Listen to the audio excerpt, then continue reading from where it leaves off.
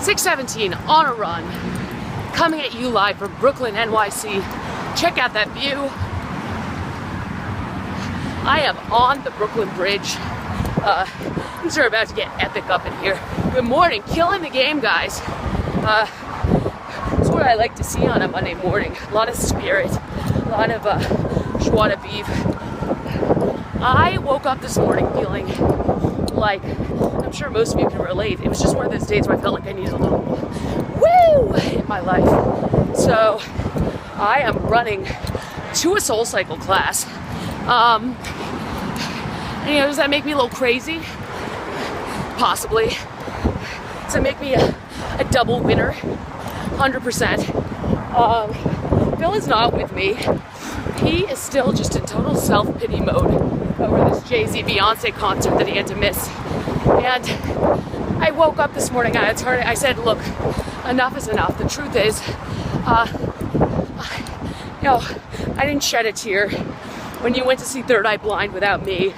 And, that was a show that I really wanted to see. So, get over it. And when you do, send me a Snapchat and we'll get back in the game. I am wearing something from the concert, obviously. What a terrific show. Wearing this shirt is Jay-Z. Hova. Hova's like a little bit of a nickname, like an insider's nickname for Jay-Z. It's not quite as insider as like, and that's like, like real kind of like part of the family kind of name and stuff. But Hova is a name that he gave himself, sort of a shortening of the word Jehovah, which means, of course, God, he whose name we cannot speak. And, good for him for calling it like it is. Because, other than God, you got God and you got Jay-Z. And that's sort of like, it's not a trifecta because there's only two of them, but it's something. Jay-Z killed the show the other night. Amazing outfits. He came on in this jersey. It said 99 problems. And that got me thinking about how great it would be if we all walked around with jerseys on saying the number of problems we had. And then, instead of saying, like Jay-Z does, instead of saying, oh, I got, 99 problems and this is one of them, you'd be like, I got 45 problems. Colorblindness ain't one. Like that kind of thing. Like Tony Blair would be like, I got 72 problems, but an overly expressive face ain't one.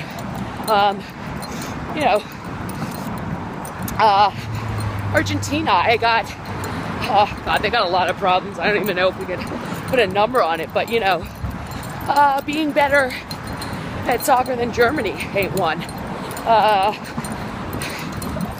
So something I'm working on trying to patent. Beyonce kind of disappointed me. She did a lot of, like very sexy, erotic, moving that physique around, kind of dancing, which, is great, but when you're Beyonce, and you've got this amazing talent for dancing, matched pretty much only in history. Sorry. Look at that. That's how we do it. It's communication. I was in the bike lane. He let me know, and I moved. It's like a great metaphor for how I try and live my life. But Beyonce, matched only really by the talents of Baryshnikov, Gregory Hines, and Shirley Temple when she was top of her game. And I felt that she was pandering, frankly. Really showing what she was all about. So I want to talk to you today about being true to yourself. And Beyonce, I hope you're listening. I'm sure you are. A couple ways to do this. First, go with your gut. Someone who knew a lot about this was Siddhartha. He woke up one day and he said, my gut tells me I should be sitting around doing nothing. Something great is going to come out of that. And you know what? He was right. And he had a lot of people around him saying, get a haircut, get a job. I'm glad, and I know Steven Seagal is glad that he didn't. So, let's take a tip from Siddhartha. Go with your gut, even if it means,